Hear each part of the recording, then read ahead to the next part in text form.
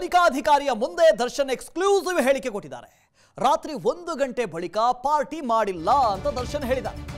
ತನಿಖಾಧಿಕಾರಿ ಮುಂದೆ ನಟ ದರ್ಶನ್ ತೂಗುದೀಪ್ ಹೇಳಿಕೆ ಕೊಟ್ಟಿದ್ದಾರೆ. ಕಾಟೇರ ಸಿನಿಮಾದ ಸಕ್ಸಸ್ ಪಾರ್ಟಿಗೆ ನನ್ನನ್ನು ಕರೆದಿದ್ರು, ನಾನು ಹೋಗಿದ್ದೆ. ಆದರೆ 1 ಗಂಟೆ ಬಳಿಕ ನಾವು ಪಾರ್ಟಿ ಮಾಡಿಲ್ಲ ಅಂತ ಹೇಳಿದ್ದಾರೆ. ತನಿಖಾಧಿಕಾರಿಯ ಮುಂದೆ ನಟ ದರ್ಶನ್ ತೂಗುದೀಪ್ ಹೇಳಿಕೆ ಕೊಟ್ಟಿದ್ದಾರೆ. ಅವಧಿ ಮೀರಿ ಪಾರ್ಟಿ ಮಾಡಿದ ಪ್ರಕರಣಕ್ಕೆ ಸಂಬಂಧಪಟ್ಟ ಹಾಗೆ ಇವತ್ತು ನಟ ದರ್ಶನ್ ಜೊತೆಗೆ ಇತರೆ 7 ಜನ, ಒಟ್ಟು 8 ಜನ ಸೆಲೆಬ್ರಿಟಿಗಳು ಪೊಲೀಸರ ಮುಂದೆ ಹಾಜರಾಗಿದ್ರು. ಇತ್ತೀಚೆಗಷ್ಟೇ ಪೊಲೀಸರು ಕೂಡ ಒಂದು ನೋಟಿಸ್ ಅನ್ನು ಕೊಟ್ಟಿದ್ರು. ಈ 8 ಜನರಿಗೆ ನೋಟಿಸ್ ಸರ್ವ್ ಮಾಡಿದ್ರು. ಈ ಹಿನ್ನೆಲೆಯಲ್ಲಿ 8 ಜನರು ಇವತ್ತು ಪೊಲೀಸ್ ಸ್ಟೇಷನ್ಗೆ ಬಂದಿದ್ರು, ತಮ್ಮ ತಮ್ಮ ಹೇಳಿಕೆಯನ್ನ ದಾಖಲಿಸಿಕೊಂಡ್ರು. ಅಲ್ಲಿ ದರ್ಶನ್ ಅವರ ಹೇಳಿಕೆಯನ್ನು ನೀವು ಗಮನಿಸಬೇಕು. 1 ಗಂಟೆ ನಂತರ ನಾವು ಪಾರ್ಟಿ ಮಾಡಿಲ್ಲ, ಕಾಟೇರ ಸಿನಿಮಾದ ಸಕ್ಸಸ್ ಪಾರ್ಟಿಗೆ ನನ್ನನ್ನು ಕರೆದಿದ್ರು, ನಾನು ನನ್ನ ಸ್ನೇಹಿತರು ಜೆಟ್ಲ್ಯಾಗ್ ಪಬ್ಗೆ ಹೋಗಿದ್ವಿ, ಸಿನಿಮಾ ಸಕ್ಸಸ್ನ ಹಿನ್ನೆಲೆಯಲ್ಲಿ ಕೇಕ್ ಕತ್ತರಿಸಿ ಸಿಹಿ ಹಂಚಿಕೊಂಡ್ವಿ, ಬಳಿಕ ಮಾಮೂಲಿ ಪಾರ್ಟಿ ಮಾಡಿದ್ವಿ ಅಂತ ದರ್ಶನ್ ಹೇಳಿದ್ದಾರೆ. ಪಾರ್ಟಿಗೆ ಬಂದವರು ಎಲ್ಲರೂ ಹೊರಟು ಹೋಗಿದ್ರು. ಜೆಟ್ಲ್ಯಾಗ್ ಪಬ್ ಮಾಲೀಕರು ಕೂಡ ನನಗೆ ಸ್ನೇಹಿತರಾಗಬೇಕು, ಊಟ ಮಾಡ್ಕೊಂಡು ಹೋಗುವಂತೆ ಒತ್ತಾಯ ಮಾಡಿದ್ರು. ಹೀಗಾಗಿ ಊಟ ರೆಡಿ ಮಾಡಬೇಕಾಗಿತ್ತು, ರೆಡಿ ಮಾಡೋದಕ್ಕೆ ತಡವಾಯಿತು, ಹಾಗಾಗಿ ಸ್ವಲ್ಪ ತಡವಾಗಿ ನಾವು ಹೊರಟು ಹೋದ್ವಿ ಅಂತ ಹೇಳಿಕೆಯನ್ನ ದಾಖಲಿಸಿದ್ದಾರೆ ನಟ ದರ್ಶನ್. ರಾತ್ರಿ 1 ಗಂಟೆ ಬಳಿಕ ಪಾರ್ಟಿ ಮಾಡಿಲ್ಲ ಅಂತ ದರ್ಶನ್ ಹೇಳಿದ್ದಾರೆ. ತನಿಖಾಧಿಕಾರಿಯ ಮುಂದೆ ನಟ ದರ್ಶನ್ ತೂಗುದೀಪ್ ಈ ಹೇಳಿಕೆಯನ್ನು ಕೊಟ್ಟಿದ್ದಾರೆ. ಸಕ್ಸಸ್ ಮೀಟ್ ಇತ್ತು, ನನ್ನನ್ನು ಕರೆದಿದ್ರು, ನಾನೇ ನಾಯಕ ನಟ, ನಾನು ನನ್ನ ಸ್ನೇಹಿತರು ಸಕ್ಸಸ್ ಮೀಟಿಗೆ ಹೋಗಿದ್ವಿ, ಕೇಕ್ ಕತ್ತರಿಸಿದ್ವಿ, ಸಿಹಿ ಹಂಚಿದ್ವಿ, ಪಾರ್ಟಿ ಮಾಡಿದ್ವಿ. ಹೌದು, ಅದಾದ ಬಳಿಕ ಜೆಟ್ಲ್ಯಾಗ್ ಅನ್ನುವಂಥ ಒಂದು ಪಬ್ಗೆ ಹೋದ್ವಿ, ಅಲ್ಲೂ ಪಾರ್ಟಿ ಮಾಡ್ತಾ ಇದ್ವಿ, ಸಣ್ಣ ಮಟ್ಟಿಗಿನ ಪಾರ್ಟಿ ಮಾಡ್ತೀವಿ. 1 ಗಂಟೆ ನಂತರ ಅಂತೂ ನಾವು ಪಾರ್ಟಿ ಮಾಡೇ ಇಲ್ಲ, ಲಿಕ್ಕರ್ ಸರ್ವ್ ಮಾಡಿಲ್ಲ. 1 ಗಂಟೆ ನಂತರ ನಾವು ಊಟ ಮಾಡಿದ್ವಿ, ಊಟ ಪ್ರಿಪೇರ್ ಮಾಡಬೇಕಾಗಿತ್ತಲ್ಲ, ಅಡಿಗೆ ಪ್ರಿಪೇರ್ ಮಾಡಬೇಕಾಗಿತ್ತು, ಹಾಗಾಗಿ ಸ್ವಲ್ಪ ಸಮಯ ಹಿಡಿತು. ಅದಾದ ಬಳಿಕ ನಾವು ಊಟ ಮಾಡಿದ್ವಿ, ನಮ್ಮ ಪಾಡಿಗೆ ನಾವು ಮನೆಗೆ ಹೋದ್ವಿ. ಇದು ದರ್ಶನ್ ಅವರು ಪೊಲೀಸರ ಮುಂದೆ ಕೊಟ್ಟಂತ ಹೇಳಿಕೆ. ಇನ್ನು ಜೆಟ್ಲ್ಯಾಗ್ ಪಬ್ನಲ್ಲಿ ಅವಧಿ ಮೀರಿ ಪಾರ್ಟಿ ಪ್ರಕರಣಕ್ಕೆ ಸಂಬಂಧಪಟ್ಟ ಹಾಗೆ ಕಾಟೇರ ಚಿತ್ರ ಯಶಸ್ವಿಯಾಗಿದ್ದಕ್ಕೆ ಕೆಲವರಿಂದ ಈ ಪಿತೂರಿ ಆಗಿದೆ. ದರ್ಶನ್ ಅವರನ್ನೇ ಯಾಕೆ ಟಾರ್ಗೆಟ್ ಮಾಡಬೇಕು? ವಿಚಾರಣೆಯ ಬಳಿಕ ರಾಕ್ಲೈನ್ ವೆಂಕಟೇಶ್ ಗರಂ ಆಗಿದ್ದಾರೆ.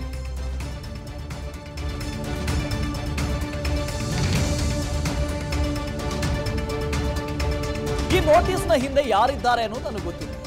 ಗ್ರಾಹಕರಿಗೆ ನೋಟಿಸ್ ಕೊಟ್ಟು ಕರೆಸಿಕೊಳ್ಳೋದು ಸರಿಯಲ್ಲ. ರಾತ್ರಿ 1 ಗಂಟೆ ಮೇಲೆ ಬಾರ್ನಲ್ಲಿದ್ದವರಿಗೆ ನೋಟಿಸ್ ಕೊಟ್ಟಿದ್ದಾರೆ. ಎಷ್ಟು ಜನಕ್ಕೆ ಪೊಲೀಸರು ನೋಟಿಸ್ ಕೊಟ್ಟಿದ್ದಾರೆ? ನಾವು ಮಾತ್ರನ ಇದ್ದಿದ್ದು, ಬೇರೆ ಬಾರ್ಗಳಲ್ಲಿ ಜನ ಇರೋದಿಲ್ವಾ? 1 ಗಂಟೆ ನಂತರ ಇರೋದಿಲ್ವಾ? ಅವ್ರಿಗೆಲ್ಲ ನೋಟಿಸ್ ಕೊಟ್ಟು ಬನ್ನಿ ಬನ್ನಿ ಅಂತ ಇವರೇನ ನೋಟಿಸ್ ಸರ್ವ್ ಮಾಡ್ತಾರಾ? ಇಲ್ಲ. ನಮ್ಮನ್ನೇ ಯಾಕೆ ಟಾರ್ಗೆಟ್ ಮಾಡಿದ್ರಿ? ಅದರಲ್ಲೂ ಕಾಟೇರ ಸಿನಿಮಾ ಯಶಸ್ಸಾದ ಬಳಿಕ ಈ ರೀತಿಯಾಗಿ ಆಗ್ತಾರೆ. ಒಂದು ವೇಳೆ ಆ ಸ್ಥಾನದಲ್ಲಿ ದರ್ಶನ್ ಇಲ್ಲದೆ ಬೇರೆ ಮತ್ತೊಬ್ಬ ಯಾರಾದರೂ ನಟ ಇದ್ದಿದ್ರೆ ಈ ತರ ಆಗ್ತಾ ಇರಲಿಲ್ಲ. ಹಾಗಾಗಿ ದರ್ಶನ್ಗೆ ಮಾತ್ರ ಯಾಕೆ ಹೀಗೆ ಟಾರ್ಗೆಟ್ ಮಾಡ್ತಾ ಇದ್ದಾರೆ ಅಂತ ರಾಕ್ಲೈನ್ ವೆಂಕಟೇಶ್ ಅವರು ಪ್ರಶ್ನೆ ಮಾಡಿರೋದು. ವಿಚಾರಣೆ ಬಳಿಕ ರಾಕ್ಲೈನ್ ವೆಂಕಟೇಶ್ ಹೇಳಿಕೆ ಕೊಟ್ಟಿದ್ದಾರೆ. ಬೇರೆ ಯಾರಿಗೂ ಅಲ್ಲ ರೀ, ದರ್ಶನ್ಗೆ ಮಾತ್ರ. ಮನೆ ಮುಂದೆ ಯಾವುದೋ ನಾಯಿಕಡಿ ಇತ್ತಂತೆ, ಅದಕ್ಕೂ ದರ್ಶನ್ ಅವರನ್ನು ಕರೆಸ್ತಾರೆ. 1 ಗಂಟೆ ನಂತರ ಯಾವುದೋ ಪಬ್ನಲ್ಲಿ ಇದ್ರಂತೆ, ಪಾರ್ಟಿ ಮಾಡಿದ್ರಂತೆ, ಅದಕ್ಕೂ ದರ್ಶನ್ ಅವರನ್ನ ಕರೀತಾರೆ. ಇಲ್ಲಿ ತಪ್ಪು ಯಾರ್ದು? ಬೇರೆ ಈ ತರದ ಕೇಸ್ಗಳಲ್ಲಿ ಯಾರು ಆ ಪಬ್ನ ಮಾಲೀಕರು ಇರ್ತಾರೋ ಅವ್ರಿಗೊಂದು ನೋಟಿಸ್ ಕೊಡ್ತಾರೆ, ಅವ್ರನ್ನ ಕರೆಸ್ತಾರೆ, ವಿಚಾರಣೆ ಮಾಡ್ತಾರೆ, ಕಳಿಸ್ತಾರೆ. ಅವ್ರಿಗೇನೋ ಕಾನೂನು ರೀತಿಯಲ್ಲಿ ಕ್ರಮ ಆಗಬೇಕು ಅದನ್ನು ಮಾಡ್ತಾರೆ. ಆದರೆ ಈ ಪ್ರಕರಣದಲ್ಲಿ, ಪರ್ಟಿಕ್ಯುಲರ್ಲಿ ಈ ಪ್ರಕರಣದಲ್ಲಿ ದರ್ಶನ್ ಅವ್ರನ್ನ ಕರೆಸಿದ್ ಯಾಕೆ? 8 ಜನ ನಟರನ್ನ, 8 ಜನ ಸೆಲೆಬ್ರಿಟಿಗಳನ್ನ ಅವ್ರನ್ನ ಕರೆಸಿದ್ ಯಾಕೆ? ವಿಚಾರಣೆ ಮಾಡಿದ್ ಯಾಕೆ? ಇದು ದರ್ಶನ್ ಅವ್ರನ್ನ ಯಾರೋ ಟಾರ್ಗೆಟ್ ಮಾಡಿದ್ದಾರೆ. ಇದ್ರ ಬಗ್ಗೆ ನನಗೆ ಗೊತ್ತಿದೆ, ಯಾರು ಟಾರ್ಗೆಟ್ ಮಾಡಿದ್ದಾರೆ ಅಂತ ಗೊತ್ತಿದೆ. ಅದನ್ನೆಲ್ಲ ಹೇಳೋದಕ್ಕೆ ನಾನು ಹೋಗೋದಿಲ್ಲ, ಅವ್ರಿಗೆ ಗೊತ್ತಾದ್ರೆ ಸಾಕು ಅಂತ ಹೇಳಿದ್ದಾರೆ. ಕಾಟೇರ ಸಿನಿಮಾ ಯಶಸ್ಸಾಗಿದೆ. ಈ ಯಶಸ್ಸಿನ ಹಿನ್ನೆಲೆಯಲ್ಲಿ ಹೊಟ್ಟೆ ಉರಿ ತಡ್ಕೊಳ್ಳೋದಕ್ಕಾಗ್ತಾ ಇಲ್ಲ, ಅದಕ್ಕೋಸ್ಕರ ದರ್ಶನ್ ಅವರನ್ನ ಟಾರ್ಗೆಟ್ ಮಾಡಿದ್ದಾರೆ ಅಂತ ರಾಕ್ಲೈನ್ ವೆಂಕಟೇಶ್ ಅವರು ಹೇಳಿರೋದು. ಇನ್ನು ನಮಗೊಂದು ರೂಲ್ಸು, ಸಾಮಾನ್ಯರಿಗೆ ಒಂದು ರೂಲ್ಸು ಅಂತ ಇದೆಯಾ ಎಲ್ಲಾದರೂ? ಇದರ ಹಿಂದೆ ಷಡ್ಯಂತ್ರ ಇದೆ, ಗೊತ್ತಾಗ್ತಾ ಇದೆ ನಮಗೆ. ನಾವು ಕಾನೂನು ಹೋರಾಟ ಮಾಡೋದಕ್ಕೆ ಹೋಗೋದಿಲ್ಲ, ಏನಾದರೂ ಕ್ರಮ ಕೈಗೊಂಡ್ರೆ ಕಾನೂನು ಹೋರಾಟ ಮಾಡ್ತೀವಿ. ವಿಚಾರಣೆಯ ಬಳಿಕ ರಾಕ್ಲೈನ್ ವೆಂಕಟೇಶ್ ಈ ಹೇಳಿಕೆಯನ್ನು ಕೊಟ್ಟಿದ್ದಾರೆ. ಈಗಾಗಲೇ FIRನಲ್ಲಿ ನಮೂದಾಗಿರುವಂಥ 2 ಹೆಸರುಗಳು, ಒಂದು ಆ ಪಬ್ನ ಓನರ್, ಅವರ ಹೆಸರು FIRನಲ್ಲಿ ಉಲ್ಲೇಖ ಆಗಿದೆ. ಮತ್ತೊಬ್ಬರು ಕ್ಯಾಶಿಯರ್ ಪ್ರಶಾಂತ್, ಅವರ ಹೆಸರು ಕೂಡ ಆ FIRನಲ್ಲಿ ಉಲ್ಲೇಖ ಆಗಿದೆ. ಇಬ್ಬರ ಹೆಸರಿನ ಮೇಲೆ ದೂರು ಸಲ್ಲಿಕೆ ಆಗಿದೆ, ಇಬ್ಬರ ಹೆಸರು FIRನಲ್ಲಿದೆ. ಹೀಗಿರುವಾಗ 8 ಜನ ಸೆಲೆಬ್ರಿಟಿಗಳನ್ನು ಕರೆಸಿದ್ಯಾಕೆ? ಸಾಕ್ಷಿಗೋಸ್ಕರ. ಸಾಕ್ಷಿಯ ಪ್ರಕಾರವಾಗಿ ಅವರು ಅವರ ಹೇಳಿಕೆಯನ್ನು ದಾಖಲಿಸಬೇಕು ಅನ್ನೋದು. ಬೇರೆ ಬೇರೆ ಪ್ರಕರಣಗಳಲ್ಲಿ ಹೀಗೆ ಸಾಕ್ಷಿ ಬನ್ನಿ ಬನ್ನಿ ಅಂತ ಯಾರಿಗಾದರೂ ಕಸ್ಟಮರ್ಗಳಿಗೆ ನೋಟಿಸ್ ಕೊಟ್ಟಿರೋದು ಇದೆಯಾ? ರಾಕ್ಲೈನ್ ವೆಂಕಟೇಶ್ ಅವರ ಪ್ರಶ್ನೆ. ಫೈಟ್ ಮಾಡೋಂಥ ಜನ ಅಲ್ಲ ನಾವು, ಫೈಟ್ ಮಾಡಿ ಅಲ್ಲ. ನಾನು ಹೇಳ್ತೀನಲ್ಲ, ಕಾನೂನು ಇದೆ. ನಾವು ಯಾವುದೋ ಲೀಗಲ್ ಆಗಿ ಇನ್ನು ಮುಂದಕ್ಕೆ ನಮ್ಮ ಮೇಲೆ ಬೇರೆ ಯಾವ ಥರದ ಆ್ಯಕ್ಷನ್ ತಗೊಂಡ್ರೆ ನಾವು ಕಾನೂನಿಗೆ ಹೋಗಲೇಬೇಕಾಗುತ್ತೆ. ಪ್ರಶ್ನೆ ಮಾಡಿದ್ದೀವಿ, ಅದನ್ನು ಅವ್ರಿಗೆ ಬಿಟ್ಟಿದ್ದೀವಿ, ಅದಕ್ಕೆ ಜನಗಳು ಬಿಟ್ಟಿದ್ದೀವಿ. ನಿಮ್ಮ ಪ್ರಶ್ನೆಗೆ ಜನ ಉತ್ತರ ಕೊಡಲಿ. ಯಾಕೆ ಇಲಾಖೆ ಸರ್ಕಾರ ಎರಡು ಒಂದೇ. ನಾನು ಹೇಳೋದು, ಇದಕ್ಕೆ ಮೇಲೆ ಏನಾದರೂ ತಿರ್ಗಾ ನಮ್ಮ ಮೇಲೆ ಆಕ್ಷನ್ ತಗೋತೀವಿ ಅನ್ನೋದೇನ ಬಂದರೆ ಡೆಫಿನೆಟಾಗಿ ನಾವು ನಮ್ಮ ನಾವು ನ್ಯಾಯಾಂಗಕ್ಕೆ ಹೋಗಲೇಬೇಕಾಗುತ್ತೆ. ಆ ಸಂದರ್ಭದಲ್ಲಿ ಹೋಗ್ತೀವಿ. ಸುಮ್ಮನೆ ನಾವು ಅದಕ್ಕೇನು ಹೋಗೋದು ಬೇಡ ಅಂತಂದ್ರೆ ದರ್ಶನ್ ಅವರು ಇದನ್ನು ಬೆಳೆಸ್ಕೊಂಡು ಹೋಗೋದು ಬೇಡ ಅನ್ನೋ ಉದ್ದೇಶ. ಏನಕ್ಕೆ ಅಂದರೆ ನಾವು ನ್ಯಾಯಾಲಯಕ್ಕೆ ಹೋಗೋದು ನೋಡಿ, ಇವಾಗ ಇಷ್ಟು ಜನಕ್ಕೆ ಎಷ್ಟು ಜನಕ್ಕೆ ತೊಂದರೆ ಆಯಿತು. ಆ ಥರ ತೊಂದರೆ ಕೊಡಬಾರ್ದು ಅನ್ನೋ ಉದ್ದೇಶ ದರ್ಶನ್ ಅವ್ರದ್ದು. ಯಾವುದೇ ಕಾರಣಕ್ಕೂ ದರ್ಶನ್ ಅವ್ರ ಉದ್ದೇಶ ಇಷ್ಟೇ. ಇವಾಗ ನೋಡಿ, ಇಲ್ಲಿ ಬಂದಿದ್ದೀವಿ, ಎಷ್ಟು ಜನಕ್ಕೆ ಸಾರ್ವಜನಿಕ ತೊಂದರೆ ಆಯಿತು ಅಂತ. ಅಲ್ಲ, ಇಡೀ ಬೆಂಗಳೂರಲ್ಲಿ ಈ ಥರ ಎಷ್ಟೋ 100 ಬಾರ್ಗಳು 1 ಗಂಟೆ ಮೇಲೆ ನಡೆಸ್ತಾ ಇದ್ದಾರೆ. ಯಾವ ಗ್ರಾಹಕರಿಗೆ ನೀವು ನೋಟಿಸ್ ಕರ್ಸ್ಕೊಂಡು ಸ್ಟೇಟ್ಮೆಂಟ್ ಮಾಡಿದ್ದೀರಾ? ಅದನ್ನ ನೀವೆಲ್ಲ ಯಾರಿಗೆ ಕೇಳ್ತಾ ಇಲ್ಲ. ನೀವು ನನ್ನೇ ಪ್ರಶ್ನೆ ಮಾಡ್ತೀರಾ. ಊಟ ಮಾಡಿದ್ದು ತಪ್ಪು ಅನ್ನೋದಾದ್ರೆ ನಾವು ತಲೆಬಾಗೇ ಬಾಗ್ತೀವಿ. ಎರಡನೇ ಮಾತಿಲ್ಲ. ನಮಗೆ ಒಂದು ರೂಲ್ಸು ಇಲ್ಲ, ಕಾಮನ್ ಮ್ಯಾನ್ಗೆ ಒಂದು ರೂಲ್ಸ್ ಅಲ್ಲ, ನಾವು ಕಾಮನ್ ಮ್ಯಾನೇ. ಇನ್ನು ಜೆಟ್ಲ್ಯಾಗ್ ಪಬ್ನಲ್ಲಿ ಅವಧಿ ಮೀರಿ ಪಾರ್ಟಿ ಪ್ರಕರಣಕ್ಕೆ ಸಂಬಂಧಪಟ್ಟ ಹಾಗೆ ಸೆಲೆಬ್ರಿಟಿಗಳಿಗೆ ಪ್ರಶ್ನೆಗಳ ಸುರಿಮಳೆಗೈದಿದ್ದಾರೆ ಪೊಲೀಸರು.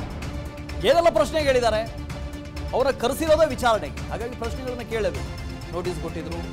ನೋಟಿಸ್ನ ಪ್ರಕಾರವಾಗಿ ಇವತ್ತು 8 ಜನ ಸೆಲೆಬ್ರಿಟಿಗಳು ಬಂದಿದ್ರು. ಅವರ ವಿಚಾರಣೆ ಕೂಡ ಆಯಿತು. 1 ಗಂಟೆಗೂ ಹೆಚ್ಚಿನ ಕಾಲ ವಿಚಾರಣೆ ಆಯಿತು. ಒಂದಷ್ಟು ಪ್ರಶ್ನೆಗಳನ್ನು ಕೇಳಿದ್ದಾರೆ.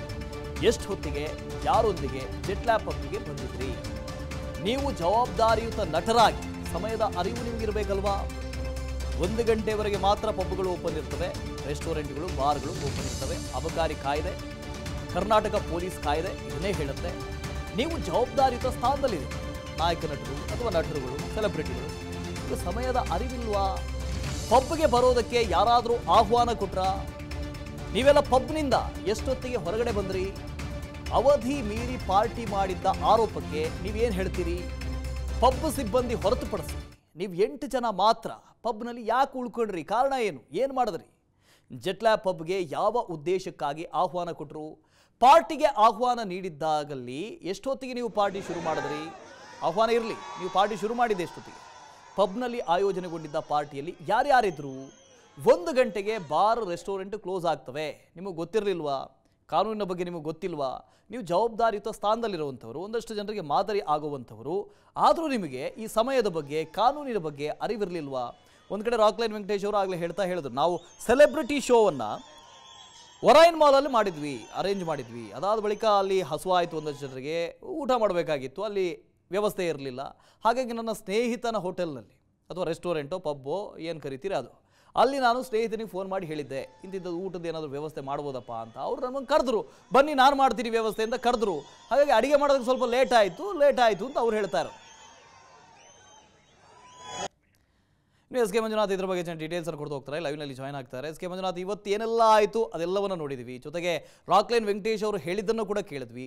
ಮುಂದೇನಾಗತ್ತೆ ಅಂತ ಒಂದು ಕಡೆ ಅವರು ಹೇಳಿದ್ರು, ಎಸ್ ದರ್ಶನ್ ಅವ್ರನ್ನ ಟಾರ್ಗೆಟ್ ಮಾಡಿದ್ರು ಅಂತ. ಆದರೆ ಸರ್ಕಾರ, ಇಲಾಖೆ ಹೇಳುತ್ತೆ ಇದು ಕಾನೂನು ರೀತಿಯ ಕ್ರಮ, ಕಾನೂನು ಪ್ರಕ್ರಿಯೆ ನಡಿಬೇಕು, ಅದು ನಡೆದಿದೆ ಅಂತ. ಮುಂದೇನಾಗತ್ತೆ?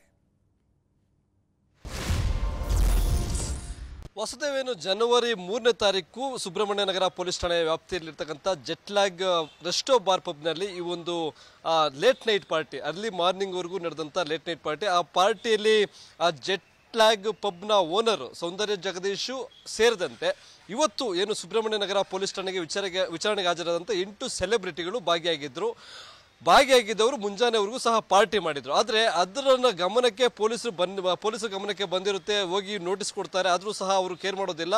ಅರ್ಲಿ ಮಾರ್ನಿಂಗ್ 5 ಗಂಟೆವರೆಗೂ ಸಹ ಅವರು ಪಾರ್ಟಿಯನ್ನು ಮುಂದುವರಿಸ್ತಾರೆ. ಈ ವಿಚಾರ ಬೆಂಗಳೂರು ಪೊಲೀಸ್ ಆಯುಕ್ತರ ಗಮನಕ್ಕೆ ಬಂದಂಥ ಬಳಿಕ ಅವರು ಕೊಟ್ಟಂಥ ಸೂಚನೆ ಮೇರೆಗೆ ಅಲ್ಲಿ FIR ಆಗ್ತಕ್ಕಂಥದ್ದು. ಅದು ಕರ್ನಾಟಕ ಪೊಲೀಸ್ ಆ್ಯಕ್ಟು ಜೊತೆಗೆ ಅಬಕಾರಿ ಆ್ಯಕ್ಟಲ್ಲಿ ಒಂದು FIR ದಾಖಲಾಗುತ್ತೆ. ಅದರ ಮಾಲೀಕರಾದಂಥ ಶಶಿರೇಖಾ ಜಗದೀಶ್ ಜೊತೆಗೆ ಕ್ಯಾಶಿಯರ್ ಪ್ರಕಾಶ್ ವಿರುದ್ಧ. ಆದ್ರೆ ಇಲ್ಲಿ ಮಾಲೀಕರು ಮತ್ತೆ ಕ್ಯಾಶಿಯರ್ ವಿರುದ್ಧ ಏನು FIR ದಾಖಲಾಗುತ್ತೆ, ಅವರು ನಿಯಮಗಳನ್ನ ಉಲ್ಲಂಘನೆ ಮಾಡಿದ್ದಾರೆ ಅನ್ನೋದನ್ನ ಸಾಬೀತುಪಡಿಸಬೇಕಾದ್ರೆ ಸಾಕ್ಷಿಗಳು ಬೇಕು. ಆ ಸಾಕ್ಷಿಗಳನ್ನ ಕಲೆ ಹಾಕುವಂತ ಪೊಲೀಸರು ಈ ಹಿಂದೆನೆ CCTV ದೃಶ್ಯಾವಳಿಗಳನ್ನ ಕಲೆ ಹಾಕಿದ್ರು, ಅಲ್ಲಿರ್ತಕ್ಕಂಥ ಸಿಬ್ಬಂದಿಯ ಮಾಹಿತಿಯನ್ನ ಕಲೆ ಹಾಕಿದ್ರು. ಜೊತೆಗೆ ಏನು ಆರೋಪಿ ಸ್ಥಾನದಲ್ಲಿರ್ತಕ್ಕಂಥ ಶಶಿರೇಖಾ ಜಗದೀಶ್ ಪ್ರಕಾಶ್ ಅವರನ್ನ ವಿಚಾರಣೆಗೆ ಒಳಪಡಿಸಿ ಅವರಿಂದ ಮಾಹಿತಿಯನ್ನ ಕಲೆ ಹಾಕಿ ಹೇಳಿಕೆ ರೂಪದಲ್ಲಿ ಅವರು ಕೊಟ್ಟಂತ ತಪ್ಪೊಪ್ಪಿಗೆ ಹೇಳಿಕೆಗಳನ್ನು ಸಹ ದಾಖಲು ಮಾಡ್ಕೊಂಡಿದ್ದಾರೆ. ಆದ್ರೆ ಇದನ್ನ ಕೋರ್ಟ್ಗೆ ಹಾಜರುಪಡಿಸಿದಂತ ಸಂದರ್ಭದಲ್ಲಿ ಆರೋಪಿಗಳ ಸ್ಥಾನದಲ್ಲಿರ್ತಕ್ಕಂಥವ್ರು ಉಲ್ಟಾ ಹೊಡೆಯಬಹುದು. ಯಾಕೆಂದ್ರೆ ಪೊಲೀಸರು ನಮ್ಮ ಮೇಲೆ ಒತ್ತಡವನ್ನ ಹೇರಿದ್ರು, ನಾವು ಯಾವುದೇ ಕಾರಣಕ್ಕೂ ತೆಗೆದಿರ್ಲಿಲ್ಲ, CCTV ದೃಶ್ಯಾವಳಿಗಳನ್ನ ಮಾರ್ಪಾಡು ಮಾಡಿ ಏನೋ ಒಂದು ರೀಸನ್ ಅನ್ನ ಕೊಟ್ಟು ತಳ್ಳಿ ಹಾಕುವಂತ ಪ್ರಯತ್ನ ಇರ್ತದೆ. ಆದ್ರೆ ಇದನ್ನ ಅವರು ಲೇಟ್ ನೈಟು ಅರ್ಲಿ ಮಾರ್ನಿಂಗ್ ವರೆಗೂ ಪಬ್ ಅನ್ನ ತೆಗೆದಿದ್ರು, ಅದಕ್ಕೆ ಸಾಕ್ಷಿ ಬೇಕಾಗಿತ್ತು. ಆ ಸಾಕ್ಷಿಗಳ ಹಿನ್ನೆಲೆಯಲ್ಲಿ ಅಲ್ಲಿ ಯಾರ್ಯಾರಿದ್ರು ಅನ್ನೋದ್ರ ಬಗ್ಗೆ ಮಾಹಿತಿ ಕಲೆ ಹಾಕಿದಂತ ಸಂದರ್ಭದಲ್ಲಿ ಇದೇ ಆರೋಪಿ ಸ್ಥಾನದಲ್ಲಿ ಒಂದನೇ ಆರೋಪಿ ಸ್ಥಾನದಲ್ಲಿ ಇರ್ತಕ್ಕಂಥ ಶಶಿರೇಖಾ ಜಗದೀಶ್ ಅವರು ಕೊಟ್ಟಂತ ಹೇಳಿಕೆ ಆಧಾರದ ಮೇಲೆ ಇವತ್ತು 8 ಜನ ಸೆಲೆಬ್ರಿಟಿಗಳನ್ನ ದರ್ಶನ್, ಡಾಕ್ಲೈನ್ ವೆಂಕಟೇಶ್, ನಿರ್ದೇಶಕರಾದಂಥ ತರುಣ್ ಸುಧೀರು, ವಿ ಹರಿಕೃಷ್ಣ, ಜೊತೆಗೆ ನಟರತ್ನ ಚಿಕ್ಕಣ್ಣ, ನೀನಾಸಂ ಸತೀಶು, ಅಭಿಷೇಕ್ ಅಂಬರೀಶು, ಇವರೆಲ್ಲ ಡಾಲಿ ಧನಂಜಯ, ಇವರೆಲ್ಲರನ್ನೂ ಸಹ ಇವತ್ತು ವಿಚಾರಣೆಗೆ ಕರೆದಿದ್ರು. ಅಂದ್ರೆ ಈ ಹಿಂದೆ 8ನೇ ತಾರೀಕು ವಿಚಾರಣೆಗೆ ಕರೆದಿದ್ರು. ಆದ್ರೆ ಅವರು ಬರೋದಕ್ಕೆ ಸಾಧ್ಯವಾಗದಂತ ಕಾರಣ ಇವತ್ತು 2:30 ಬರ್ತಿರೋರು 4:30, 5 ಗಂಟೆ ಸುಮಾರಿಗೆ ಬಂದಿದ್ರು. ಸುಮಾರು 1 ಗಂಟೆಗಳ ಕಾಲ ಅವರನ್ನ ಡಾಕ್ಲೈನ್ ವೆಂಕಟೇಶ್ ಅವರು ಮಾತಾಡ್ತಾ ಇದ್ದಂತ ಸಂದರ್ಭದಲ್ಲಿ ಒಂದಷ್ಟು ಅವರು ಹೇಳಿದ ಪಾಯಿಂಟ್ಸ್ ವ್ಯಾಲಿಡ್ ಅಂತ ಅನ್ನಿಸ್ತು. ಒಬ್ಬ ಗ್ರಾಹಕರಿಗೆ ನೀವು ನೋಟಿಸ್ ಕೊಟ್ಟು ಕರೆಸ್ತೀರಿ ಅಂತ ಹೇಳಿದ್ರೆ ಬೆಂಗಳೂರಲ್ಲಿ ಎಷ್ಟೋ ಬಾರ್ಗಳು 1 ಗಂಟೆ ನಂತರನೂ ಚಾಲ್ತಿಯಲ್ಲಿರ್ತವೆ, ಎಷ್ಟೋ ಜನ ಇರ್ತಾರೆ ಕಸ್ಟಮರ್ಸು, ಅವ್ರಿಗೆಲ್ಲ ನೀವು ನೋಟಿಸ್ ಕೊಡ್ತೀರಾ, ಕರೆಸ್ಕೊಳ್ತೀರಾ? ಈ ಪ್ರಶ್ನೆಯನ್ನೇ ಕೇಳಿದ್ರು. ಜೊತೆಗೆ ಇದ್ರ ಹಿಂದೆ ಯಾರಿದ್ದಾರೆ ಅನ್ನೋದು ನನಗೆ ಗೊತ್ತಿದೆ ಅಂದರು. ಅಂದರೆ ಇದೊಂದು ಷಡ್ಯಂತ್ರ ಅಂತ ಅನ್ಸುತ್ತೆ, ಹೇಗೆ ಅಂತ? ಖಂಡಿತವಾಗ್ಲೂ ಈಗ ರಾಕ್ಲೈನ್ ವೆಂಕಟೇಶ್ ಅವರು ಏನು ವಿಚಾರಣೆ ಎದುರಿಸಿ ಹೊರಬಂದ ತಕ್ಷಣ ನಾವು ಪಾರ್ಟಿ ಮಾಡಿದ ನಿಜ, ಆದರೆ 1 ಗಂಟೆ ನಂತರ ಯಾವುದೇ ಮದ್ಯವಾದ ಪಾರ್ಟಿಯನ್ನ ಮಾಡಿಲ್ಲ, ಊಟಕ್ಕಾಗಿ ವೆಯ್ಟ್ ಮಾಡಿದ್ವಿ, ತಡ ಆಯಿತು ಅಂತಕ್ಕಂಥದ್ದು ಅವ್ರು ಒಪ್ಕೊಂಡ್ರು. ಆದರೆ ಅದಾದ ಬಳಿಕ ಕೆಲವೊಂದು ಆಕ್ರೋಶದ ನುಡಿಗಳನ್ನು ಹೊರ ಹಾಕ್ತಾರೆ. ಬೆಂಗಳೂರಿನಲ್ಲಿ ಮಧ್ಯರಾತ್ರಿ 1 ಗಂಟೆ ನಂತರ ಎಷ್ಟೋ ಬಾರ್ ಅಂಡ್ ರೆಸ್ಟೋರೆಂಟ್ಗಳಿರ್ಬೋದು, ಹೋಟೆಲ್ ಓಪನ್ ಇರ್ತವೆ, ಅವರ ವಿರುದ್ಧ ಯಾಕೆ ಕ್ರಮಗಳನ್ನು ಕೈಗೊಂಡಿಲ್ಲ? ಸೆಲೆಬ್ರಿಟಿ ಆಗಿರ್ತಕ್ಕಂಥ ಕಾರಣಕ್ಕಾಗಿ ದರ್ಶನ್ನೇ ಯಾಕೆ ನೀವು ಟಾರ್ಗೆಟ್ ಮಾಡಿಕೊಂಡಿದ್ದೀರಾ ಅಂತಕ್ಕಂಥ ಒಂದು ಆಕ್ರೋಶದ ನುಡಿಗಳನ್ನು ಹಾಕಿದ್ರು. ಯಾವುದೋ ಮನೆಯಲ್ಲಿ ನಾಯಿ ಕಚ್ಚಿದ್ರು ದರ್ಶನ್ನ ಟಾರ್ಗೆಟ್ ಮಾಡ್ಕೊತೀರಾ, ಹೋಟೆಲಲ್ಲಿ ಲೇಟ್ ಆದ್ರೂ ದರ್ಶನ್ನ ಟಾರ್ಗೆಟ್ ಮಾಡ್ಕೊಳ್ತೀರಾ ಅಂತಕ್ಕಂಥ ಒಂದು ಆಕ್ರೋಶದ ನುಡಿಗಳನ್ನು ಹೊರ ಹಾಕಿದ್ರು. ಜೊತೆಗೆ ಈ ಕೃತ್ಯದ ಹಿಂದೆ ಯಾರ್ದೋ ಕೈವಾಡ ಇದೆ, ಕುತಂತ್ರ ಮಾಡ್ತಾ ಇದ್ದಾರೆ, ಅದು ಕಾಟೇರ ಸಿನಿಮಾದ ಸಕ್ಸಸ್ ಆದಂತ ಕಾರಣದಿಂದಲೇ ಅನ್ನೋ ಒಂದು ರೀತಿಯಾಗಿ ಆಕ್ರೋಶವನ್ನು ವ್ಯಕ್ತಪಡಿಸಿದ್ರು.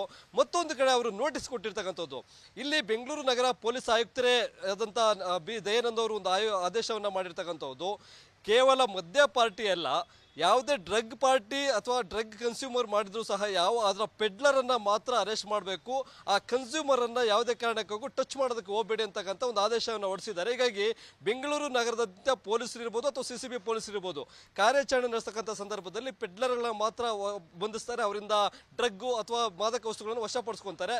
ಯಾರು ಕನ್ಸ್ಯೂಮ್ ಮಾಡ್ತಾರೋ ಅವರನ್ನ ಮಾತ್ರ ಇಲ್ಲಿವರೆಗೂ ಟಚ್ ಮಾಡಿಲ್ಲ. ಈ ಹಿಂದೆ ಆ ರೀತಿಯಾಗಿತ್ತು. ಹಾಗಾಗಿ ಹಿಂದೆ ಕೆಲವು ಸೆಲೆಬ್ರಿಟಿಗಳು, ರಾಗಿಣಿ ಇರ್ಬೋದು, ಜೊತೆಗೆ ಸಂಜನಾ ಗೆರ್ಲಾನಿ ಅವರನ್ನು ಸಹ ಪೊಲೀಸರು ಬಂಧಿಸಿದಂತ ಉದಾಹರಣೆಗಳಿದಾವೆ. ಆದ್ರೆ ಈಗಿನ ಪರಿಸ್ಥಿತಿಯಲ್ಲಿ ನಗರ ಪೊಲೀಸ್ ಆಯುಕ್ತರು ಹೇಳಿದ್ದಾರೆ, ಹಾಗಾಗಿ ಯಾವುದೇ ರೀತಿಯಿಂದ ಗ್ರಾಹಕರನ್ನ ಟಚ್ ಮಾಡೋದಕ್ಕೆ ಹೋಗಬೇಡಿ, ಅವರನ್ನು ವಿಚಾರಣೆಗೂ ಕರಿಬಾರ್ದು ಅಂತ. ಆದ್ರೆ ಇಲ್ಲಿ ಈ ಪ್ರಕರಣದಲ್ಲಿ ಅವಧಿ ಮೀರಿ ಪಬ್ ಓಪನ್ ಆಗಿತ್ತು ಅನ್ನೋ ಕಾರಣಕ್ಕಾಗಿ ಮಾಲೀಕರ ವಿರುದ್ಧ FIR ದಾಖಲು ಮಾಡ್ಕೊಂಡಿದ್ದೀರಾ, ಅದಕ್ಕೆ ಸಂಬಂಧಪಟ್ಟಾಗೆ ತನಿಖೆನೂ ಸಹ ಮಾಡ್ಕೊಂಡಿದ್ದೀರಾ, ಕ್ಯಾಶಿಯರ್ ವಿರುದ್ಧವೂ FIR ಆಗಿದೆ. ಆದ್ರೆ ಸೆಲೆಬ್ರಿಟಿಗಳಾಗಿ ಇರ್ತಕ್ಕಂಥವ್ರು 8 ಜನಕ್ಕೆ ಯಾಕೆ ನೋಟಿಸ್ ಕೊಟ್ಟರು ಅಂತಕ್ಕಂಥದ್ದು ಅವರು ಪ್ರಶ್ನೆ ಮಾಡಿದ್ದು ನಿಜ. ಅದಕ್ಕೆ ಸಂಬಂಧಪಟ್ಟಂತೆ ಪೊಲೀಸರು ಕೊಡ್ತಕ್ಕಂಥ ಉತ್ತರ, ನಾವು ಈ ಪ್ರಕರಣವನ್ನು ದಾಖಲು ಮಾಡ್ಕೊಂಡಿದ್ದೀವಿ, ಅದಕ್ಕೆ ಸಾಕ್ಷಿಗಳನ್ನ ಕಲೆ ಹಾಕಬೇಕು. ಅಲ್ಲಿ ಪಬ್ನ ಸಿಬ್ಬಂದಿ ಅವರ ಪರವಾಗಿ ಹೇಳಿಕೆಗಳನ್ನ ಕೊಡ್ತಾರೆ, ಅದನ್ನು ಹೊರತುಪಡಿಸಿದ್ರೆ, ಪಬ್ ಮಾಲೀಕರನ್ನ ಹೊರತುಪಡಿಸಿದ್ರೆ ಬೇರೆ ಸಂಬಂಧಗಳಿರ್ಬೋದು ಅಥವಾ ಬೇರೆ ಗ್ರಾಹಕರು ಅಂತಂದ್ರೆ ಇಲ್ಲಿದ್ದಂತ 8 ಜನ ಮಾತ್ರ, ಅವರೇ ಅಲ್ಲಿ ಉಳ್ಕೊಂಡಿದ್ದಕ್ಕೆ CCTV ದೃಶ್ಯಾವಳಿಗಳಿದಾವೆ. ಹೀಗಾಗಿ ಅವರಿಂದ ಹೇಳಿಕೆಗಳನ್ನ ದಾಖಲು ಮಾಡಿಕೊಂಡ್ರೆ ನಾವು ಕೋರ್ಟ್ಗೆ ದೋಷಾರೋಪ ಪಟ್ಟಿ ಸಲ್ಲಿಸೋದಕ್ಕೆ ವ್ಯಾಲಿಡ್ ಇರುತ್ತೆ ಅನ್ನೋ ಒಂದು ಕಾರಣವನ್ನ ಪೊಲೀಸರು ಹೇಳ್ತಾ ಇದ್ದಾರೆ. ಹಾಗಾಗಿ ಅಲ್ಲಿದ್ದಂತ 8 ಜನರನ್ನ ಇವತ್ತು ಕರೆದು ವಿಚಾರಣೆಯನ್ನು ಒಳಪಡಿಸಿರ್ತಕ್ಕಂಥ ಅವರು ಕೊಟ್ಟಿರ್ತಕ್ಕಂಥ ಹೇಳಿಕೆಯನ್ನ ದಾಖಲು ಮಾಡ್ಕೊಂಡಿರ್ತಾರೆ. Okay, thank you Manjunath. ಅನುಕ್ಷಣದ ಸುದ್ದಿಗಳಿಗಾಗಿ Vistara news YouTube channel subscribe ಮಾಡಿ. ಹೊಸ ಸುದ್ದಿಗಳ ನೋಟಿಫಿಕೇಶನ್ಗಾಗಿ ಬೆಲ್ ಐಕಾನ್ ಕ್ಲಿಕ್ ಮಾಡಿ. ಲೇಟೆಸ್ಟ್ ಅಪ್ಡೇಟ್ಸ್ಗಾಗಿ www.vistaranews.com ವೆಬ್ಸೈಟ್ಗೆ ವಿಸಿಟ್ ಮಾಡಿ. ಅಂಗೈಯಲ್ಲೇ ಜಗತ್ತಿನ ಸುದ್ದಿ ತಿಳಿಯಲು Vistara news Kannada app download ಮಾಡಿ.